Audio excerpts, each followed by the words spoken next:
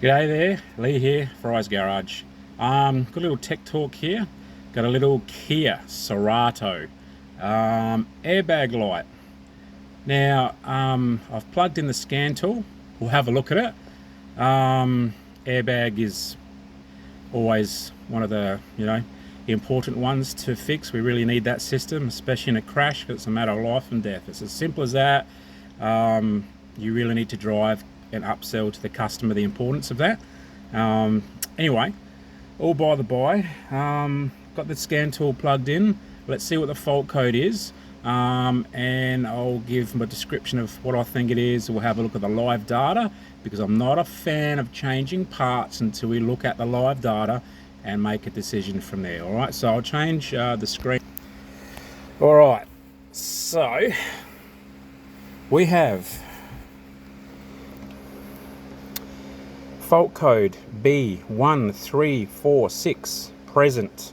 Driver airbag resistance to high first stage. Okay, all right, well I can tell you right now, driver's airbag is here. Okay, now the airbags behind have what's called a clock spring assembly.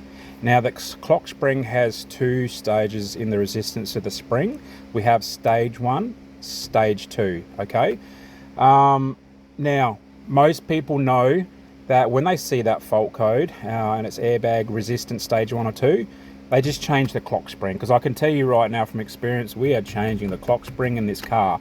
Now if you have a leading hand, a boss or someone that says, yep, seen that, just change the clock spring, and you don't know how and why that's come apart, what's the good of that, guys? All right, so that's where we really need to focus on why, how can we prove that? Okay, so when we want to prove and see what's going on with the fault code and why the computer's telling us that fault code, we need to look at the live data. Okay, so what I'll do is I'll just start him up, right, because with the clock spring we need to turn the steering wheel left and right.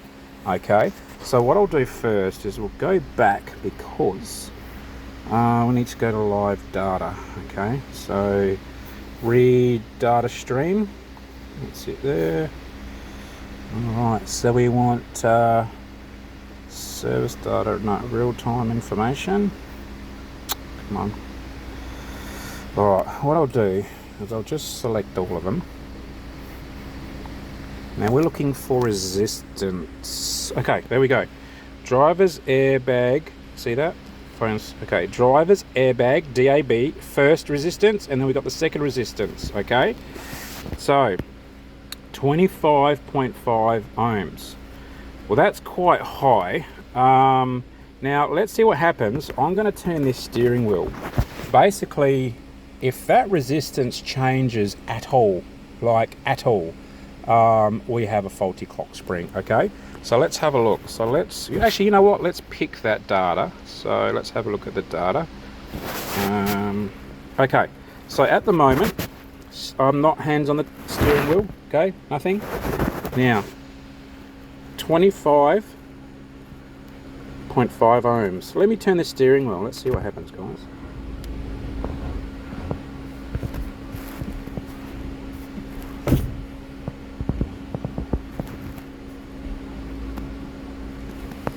Oopsie.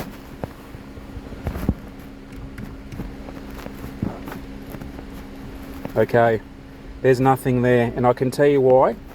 Because that has reached maximum resistance. It's basically shorted out, and also no horn.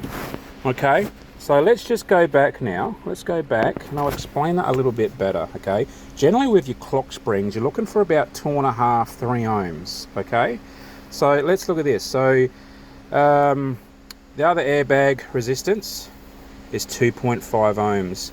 That's exactly what we're looking for. Okay, now the driver's airbag first resistance has actually maxed out at 25.5 ohms. It is short circuited. Okay, guys, now what I really wanted to show you is when I turn the steering wheel, that value, okay, so the first resistance value will change. So let's say it was at 2.5 like the other one. Okay, and we turn that steering wheel, it could go up to 7, 8, 9, 10, 11, 12, 8.5, 6.5.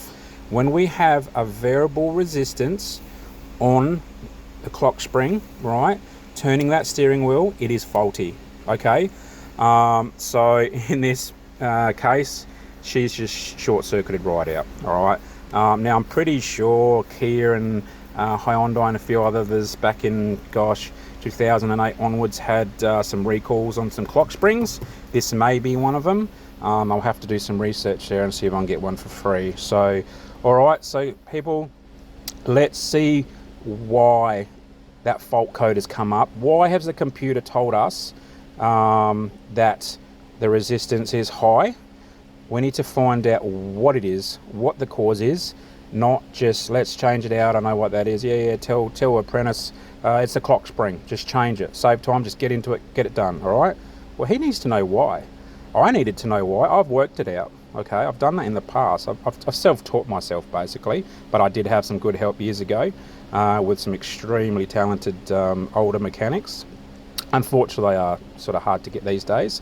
So anyway, all right, so that's it. All right, we should be around the 2.5 ohms. We are 25.5. Okay, and I'm sorry, I was really disappointed actually that I couldn't show you how it changed on that graph with turning the steering wheel. So anyway, can't have your cake and eat it sometimes. So I'm going to tell the customer clock spring, we'll fix that, and the job will be definitely 100% done. All right, well, that's it. I'll talk to you again when I get another cool one. I've got a couple of funky cars coming soon, including a Silverado 2500 HD. That's some big repairs on that, including engine stuff. So yeah, that's going to be a fun one, and I'll take a lot of footage there only because it's cool. You know, it's American. Some people love it. They haven't seen it. I've done quite a few Silverados and F series over the years, but I love them. They're big and they're cool, and the big V6, and the big V8 diesel turbo motors, they're great. So we'll do a lot there. All right. Anyway, hopefully I haven't bored you. Hopefully I've taught you something. And remember, always find the reason why the fault has come. If the fuse is blown, why? Don't just change the fuse. Why has it blown? All right. All right. Anyway, take care.